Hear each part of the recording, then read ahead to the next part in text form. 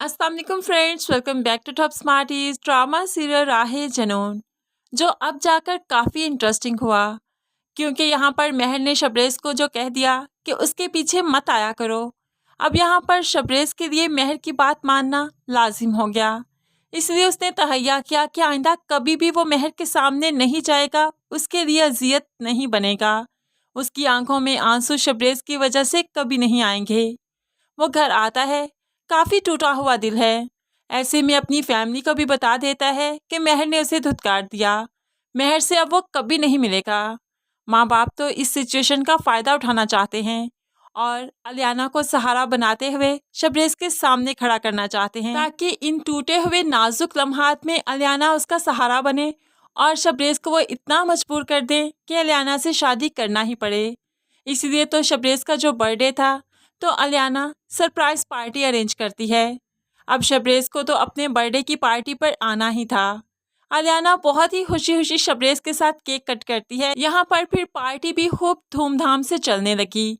तो अलियाना अपना काम दिखाते हुए शबरेज़ के जूस में स्लीपिंग पिल्स डाल देती है। जैसे ही वो स्लीपिंग पिल्स अपना असर दिखाती हैं, तो शबरेज़ बेहोश हो जाता है, नींद में चला जाता है।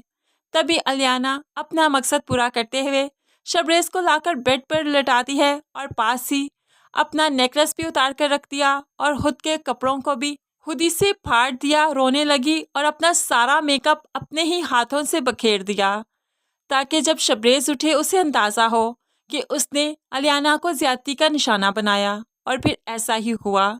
शबरेज़ उठा तो वह हैरान था कि अलियाना इतनी उजड़ी पुजड़ी क्यों है, जबकि मैंने तो कुछ भी नहीं किया। लेकिन अलियाना जो रो रही थी, तो उसकी माँ उसे दिलासा दे रही थी। यहाँ पर सभी घर वाले मौजूद थे। तो बाप शबरेज़ पर गुस्सा करते हुए कहने लगा, ये क्या हरकत की तुमने?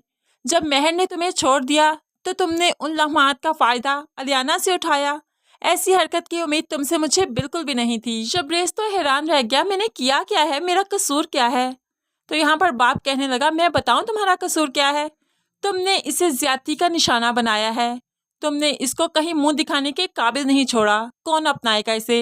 अब तुम्हें ही इससे शादी करना पड़ेगी। शबरेज़ हैरान, लेकिन मुझे कुछ याद नहीं, मुझे नहीं पता, मैं नहीं करूँगा इससे शादी। लेकिन अब जाकर शबरेज़ को तो अलियाना का हाथ थामना ही पड़ेगा, क्योंकि शबरेज़ के माँ बाप और अलियाना ने गेम ही ऐसा रचाया था कि शबरेज़ तो उसमें फंसता ही जा रहा है। ऐसे में शबरेज़ को महर से जुदा होने का दुख अलग से है और अलियाना के साथ शादी करने का सदमा भी तो बहुत बड़ा है। लेकिन अब शबरेज़ के वालिदैन बगैर कोई देर किए अलियाना और शबरेज़ की शादी का फैसला कर देंगे, डेट भी फिक्स हो जाएगी। इस तरह से अलियाना दुल्हन बने शबरेज़ के पास बैठी होगी कि तभी शबरेज़ को महर की तलाक की इत्तला मिल जाएगी कि उसके शौहर ने उसे छोड़ दिया। अब तो शबरेज़ बहुत खुश है, वहीं से भागता हुआ सीधा महर के घर जाएगा। यहाँ पर शबरेज़ के माँ बाप उसको रोकने की कोशिश भी करेंगे, कहाँ जा रहे हो? लेकिन वो आज किसी के नहीं सुनेगा। वो तो आज़ाद पंछी की तरह यहाँ से उड़ जाता है, भाग जाता है। अब वो अपनी शादी की गाड़ी में ही भागते हुए महर के घर पहुँच जाता है और जाकर उसके बाप से फिर से महर का हाथ मांगने लगा। ये मेरी अमानत है, मैं करूँगा इससे शादी। तो बाप को भी लगा कि तलाक के बाद भला महर से अब कौन शादी करेगा, इसलिए वो शबरेज़ से कहने लगे, जल्द बारात लेकर आओ, जैसे ही इसकी इद्दत पूरी होगी मैं इसकी रुखसती कर दूंगा। इस तरह से जैसे ही महर की इद्दत पूरी होगी, शबरेज़ और महर की शादी हो ही जाएगी। लेकिन फ्रेंड्स, ऐसे में हमें लगता है कि शबरेज़ की अलियाना से भी शादी हो जाएगी, क्योंकि अलियाना ने जो ढोंग रचाया है कि शबरेज़ ने उसके साथ ज्यादती की, तो उसके बाद वो शादी किए बगैर तो नहीं रहेगी। होप्स हो कि अगर शबरेज़ शादी ना करे तो आगे चलकर वो प्रेगनेंसी का भी ड्रामा करे, तभी तो महर और शबरेज़ एक होकर भी एक नहीं हो पाएंगे। महर को शबरेज़ पर बहुत गुस्सा होगा कि आखिर कुछ दिन की जुदाई से ही वो इस तरह से टूटकर अलियाना के पास जाकर बिखर कैसे सकता था।